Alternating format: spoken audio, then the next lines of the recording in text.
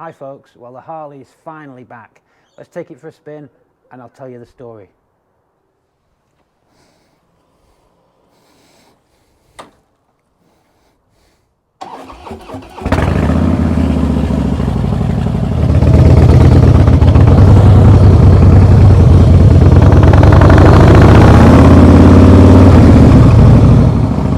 Hello and welcome back to Handlebars and Holidays.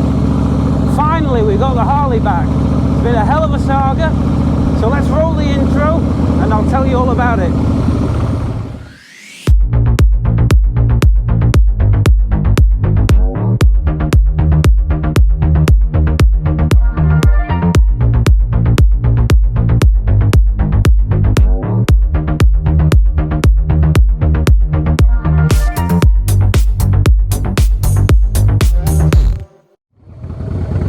So if you've been following my other vlogs, you'll have heard that I'd had a few problems with the Harley.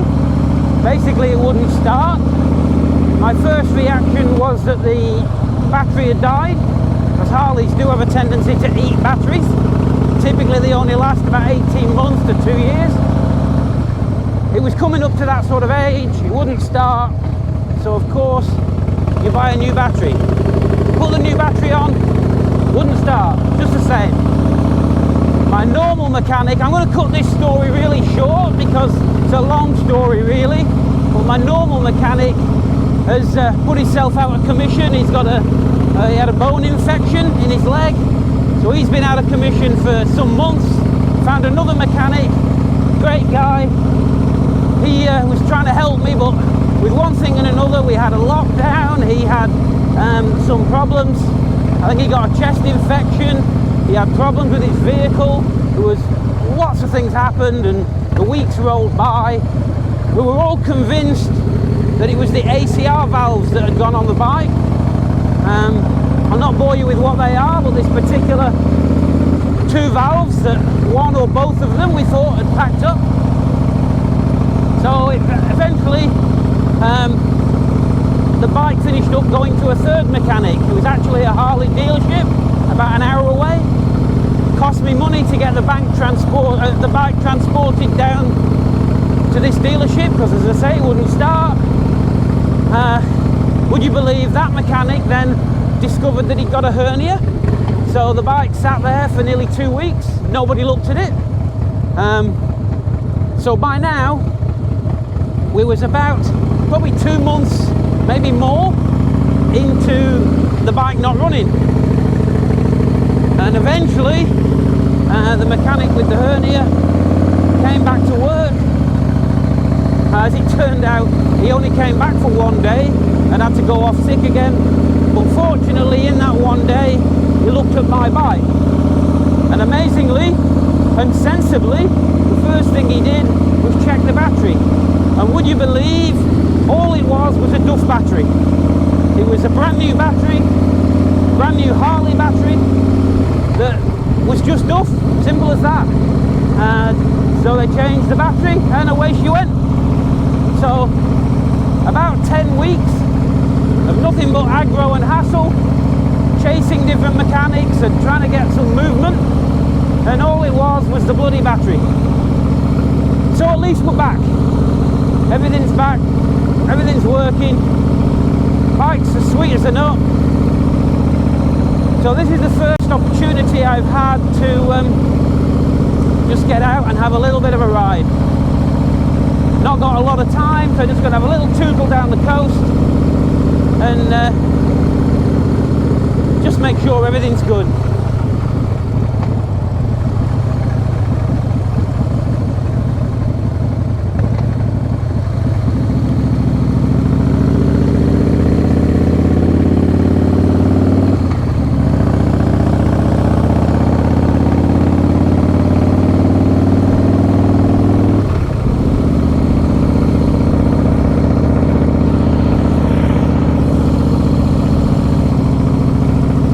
Got a very nice winter's day today.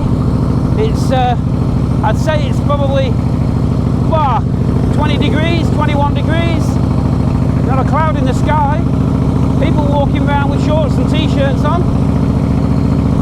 So you can't grumble, can you?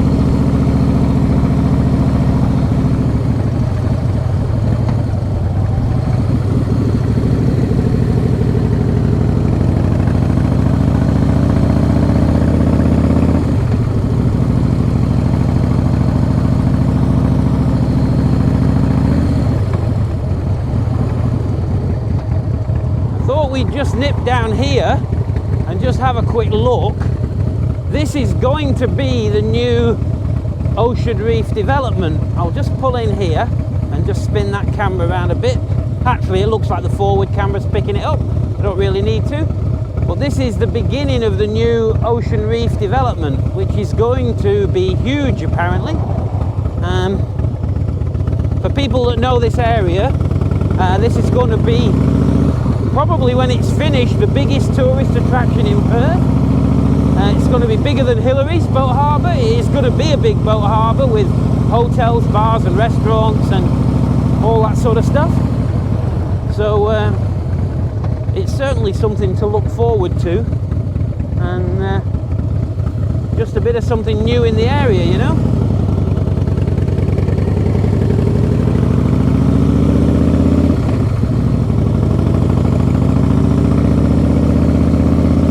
See a great deal of it from here. I think most of it's a little bit further north. I'll just do a little run through the boat harbour as it stands, just for the hell of it. So this is Ocean Reef boat harbour down here, which is a lovely little spot, really, very well equipped.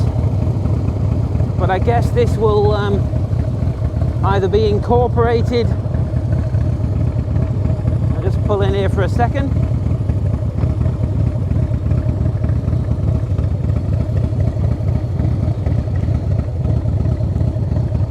So I don't know whether this will be incorporated into the new development or scrapped and reformed, but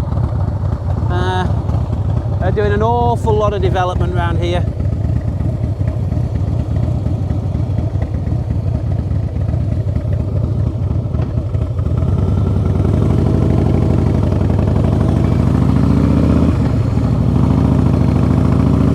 Everybody in the area, very much myself included, is hoping that this new development obviously will be of a lot of interest to tourists and create a lot of new jobs and such like, but I think we're all hoping that it will put the property prices up as well,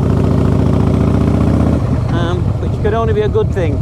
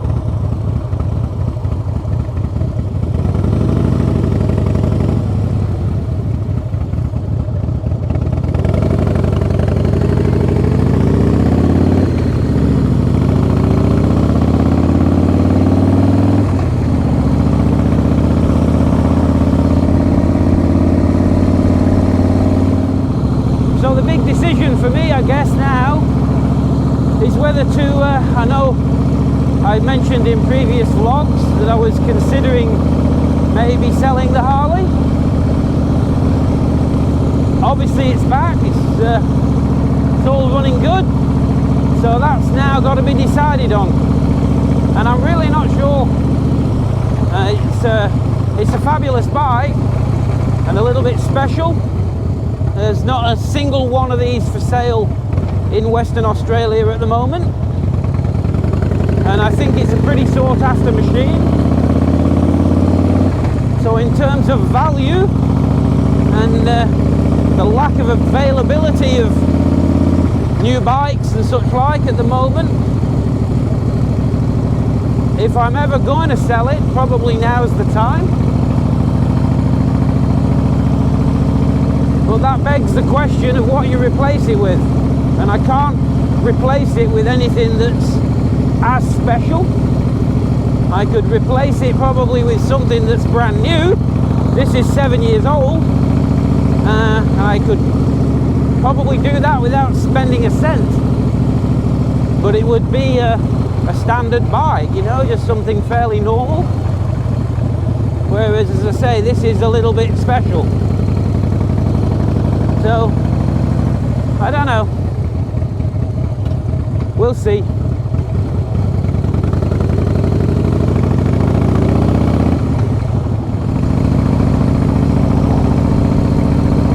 Our little staffy puppy, Sid, had a bit of a bad experience just over a week ago. He was actually attacked on the field, frustratingly, by another staffy, a male staffy. He wasn't there when we went on the field, and he suddenly arrived from nowhere. And as soon as Sid approached him to just say hello, he attacked him. Really, really nasty. Fortunately, we managed to get them apart within about 10 seconds. And although he did actually grab Sid by the neck, he literally punctured his neck in 2 places. He was okay. So yeah, Sid was a little bit unfazed by it, to be fair. He obviously screamed at the time, but he went back to his normal self almost immediately. But that could have been really bad. It's quite scary. But he's okay, he's fine. But we have got a bit of an issue with the lady that owns the aggressive staffy. Obviously lives very close to us, and she goes on our field, and she seems to insist on letting this staffy off the lead. But unfortunately, every time we go, and we're only there for 10 or 15 minutes every day, she seems to be there the same 10 or 15 minutes. So that's becoming a bit of an issue. We keep trying to find other fields, when really, let's face it, the problem is hers.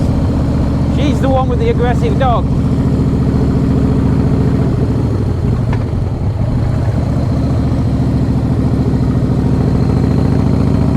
It was only a couple of days ago, she actually told us at the time that her dog only doesn't get on with male staffy puppies.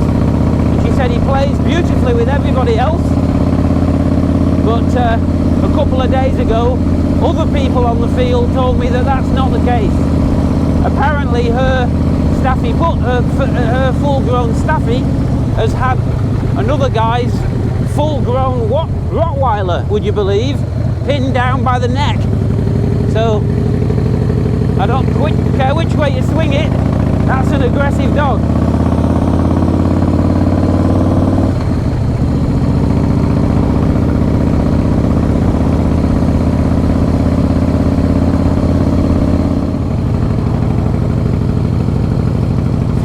Bikes out today. Bit of sunshine doesn't half bring them out. We've actually had some terrible weather here in Perth. For all the British contingent that are watching this, you've been wiping the floor with us recently for weather. We've had an unbelievable amount of rain. I think they said that at one point, I think we was about 3 weeks into July, and they said we'd had the most rain in July since 57 years. And there was still best part of another week to go. And it did nothing but rain. So for us to get long rainy days, one after another, is very, very unusual. But hopefully, things are turning a little bit. I think we've we've had a nice few days. We've got a few more. I think towards the end of next week there's a bit of shit weather rolling back in.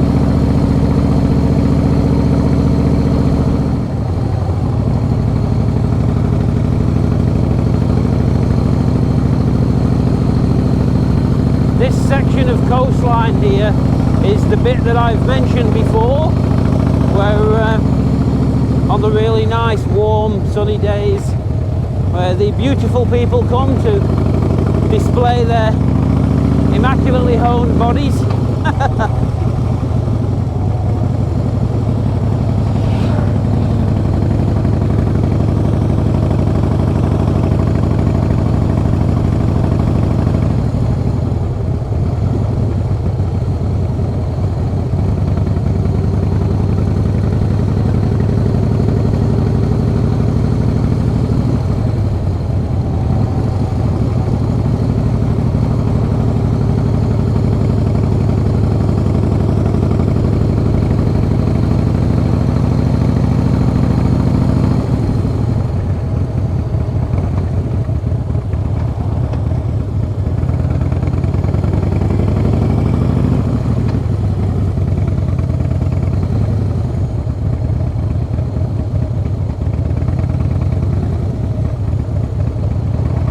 I'll actually turn off here and turn round and head back towards home now.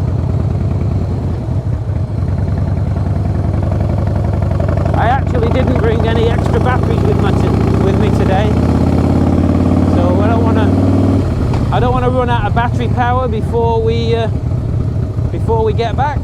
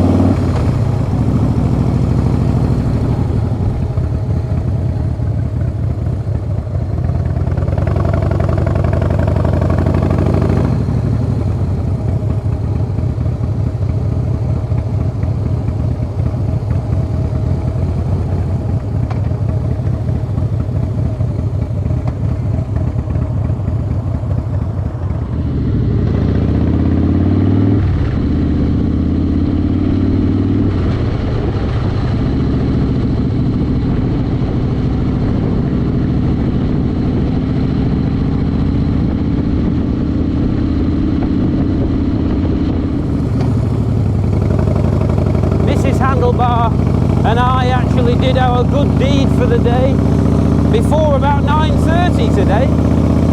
We decided to take Sid for a walk to a huge big field nearby, and just as we parked up there was a young woman with a dog, and I think that was a Staffy Cross actually, and she'd sprained her ankle really badly. She couldn't walk at all. She was a bit stuck because she had the dog and she lived about 6 kilometers away. She'd walked a hell of a way with the dog. So we pulled Sid out the back of the car, put her dog in the back of the car, and Angie stayed with Sid on the field and I ran her home. But poor thing, probably a girl in her early 20s, I'd say, early to mid 20s. She was crying, she was really upset. Her ankle had swollen up to the size of a tennis ball. So I don't think she'll be going to work tomorrow.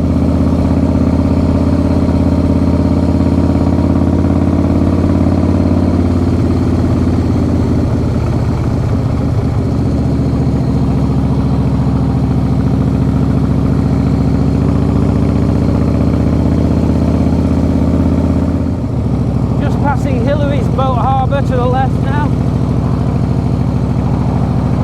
Always busy. I'll just spin you around there, see if you can see. Always busy. Absolutely packed in the car park there.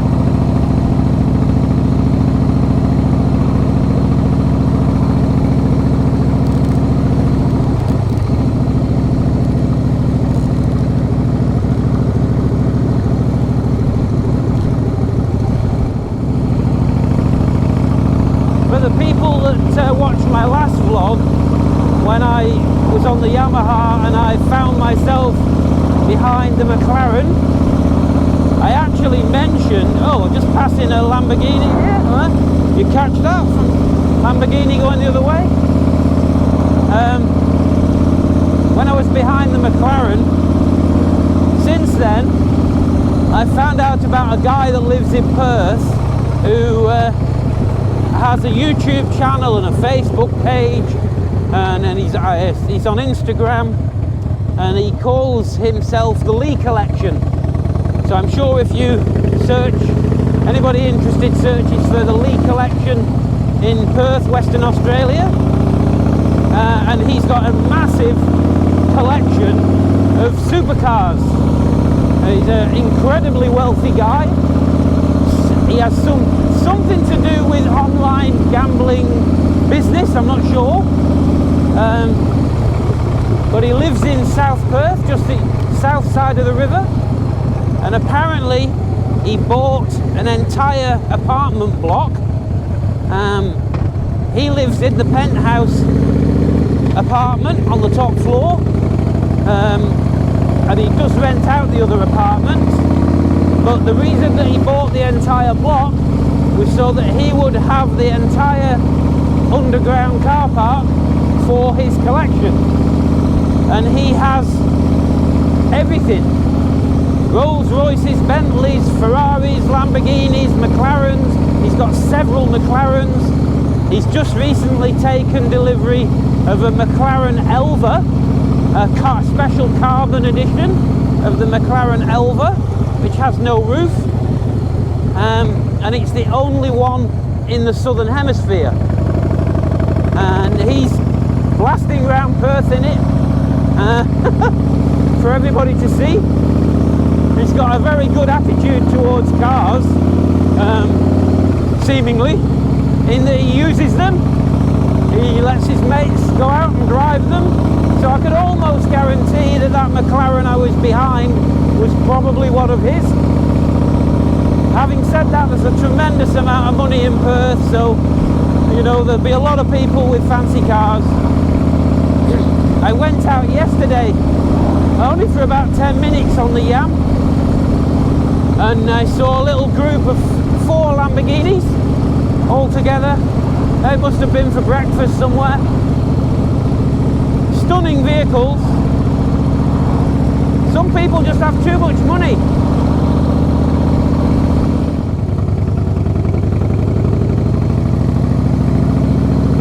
It still amazes me, you know, when you drive through these little coastal spots with people sat on the grass there picnicking and just generally having a nice time. And it is the middle of winter.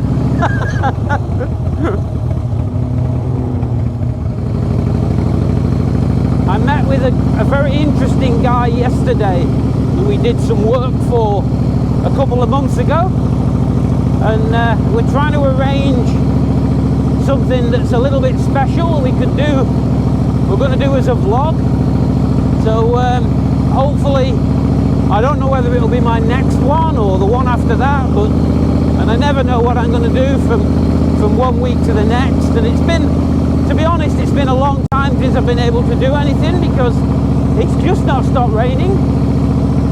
So as soon as we get the opportunity in the next, could be week or two, we've got something a little bit different lined up for the channel that I'm hoping will be quite interesting. If it all pans out the way it should, the way I'm hoping, it'll be good.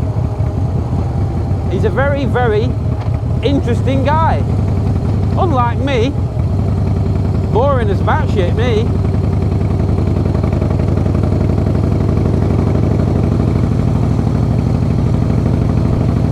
I hope the audio, I hope that we are picking up the audio reasonably well. I can't tell until I get home and start editing, but and it's too late by then anyway. Well, fingers crossed you can hear me okay. It's difficult on the Harley because of the open face helmet and such like, and obviously the wind, but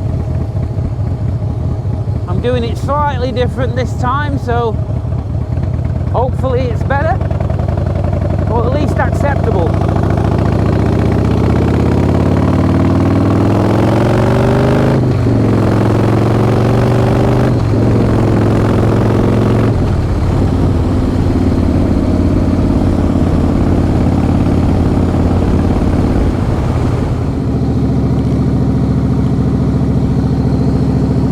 Just apologise for this this little vlog having really little to no content.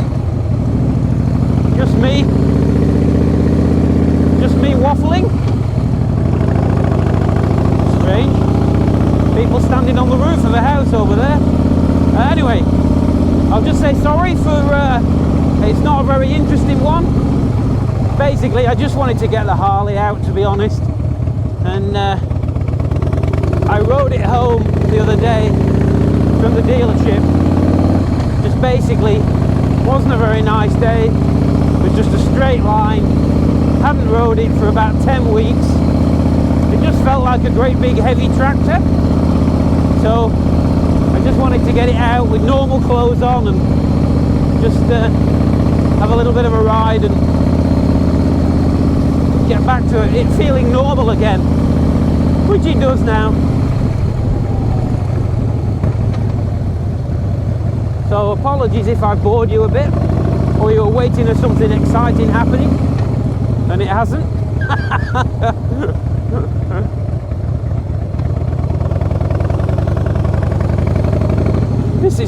Mrs. Handlebar's been saying that for years. She's been waiting for something exciting happening, and it hasn't.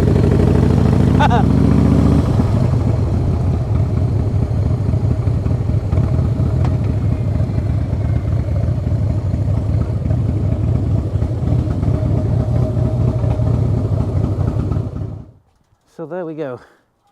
We'll call it a day for today. Thank you very much for stopping by. And there is the CVO breakout in all its now functional, once again, glory. See you next time. Thanks for stopping in. Take care and ride safe.